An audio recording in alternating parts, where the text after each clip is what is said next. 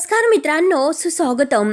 तूही रे माझा मितवा या मालिकेच्या पुढच्या भागामध्ये आता मात्र अर्णव चक्क उचलून मात्र ईश्वरीला हॉस्पिटलमधून घरी घेऊन येतो. तिची खूप काळजी घेत असतो. तिला आपल्या हाताने प्रेमाने जेवायला भरवतो आणि म्हणतो की हे बघ, हा घास खा कारण तुझा हात दुखत आहे. म्हणून अर्णव आपल्या हाताने प्रेमाने आता ईश्वरीला भरवत असतो. ईश्वरी त्याच्याकडे बघतच असते. आता खाता खाता मात्र ईश्वरीचे केस जेव्हा आता तिच्या समोर अगदी चेहऱ्यावर येतात तर अर्णव आपल्या हाताने ते केस मात्र बाजूला करतो. ईश्वरीला खूपच आनंद होतो. ईश्वरी सारखी त्याच्याकडे पाहत असते. त्यावरती मात्र आता ईश्वरी आता सरांचा हात धरून म्हणते की सर थँक्यू. तेव्हा आता अर्णव तिच्या हातावर हात ठेवतो. बघ अगं, तू मला थँक्यू वगैरे म्हणू नकोस, कारण मी तुला जे काही करत आहे तर ते एखादा माणुसकी म्हणून करत आहे.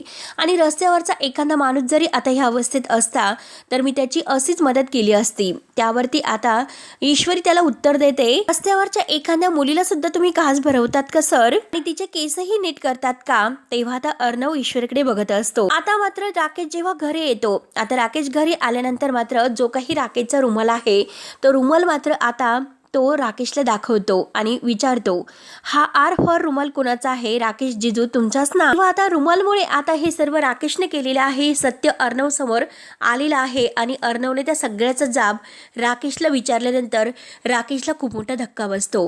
तेव्हा आता मित्रांनो पुढे काय होतं हे बघण्यासाठी आपल्या चॅनलला सबस्क्राईब करत राहा. धन्यवाद.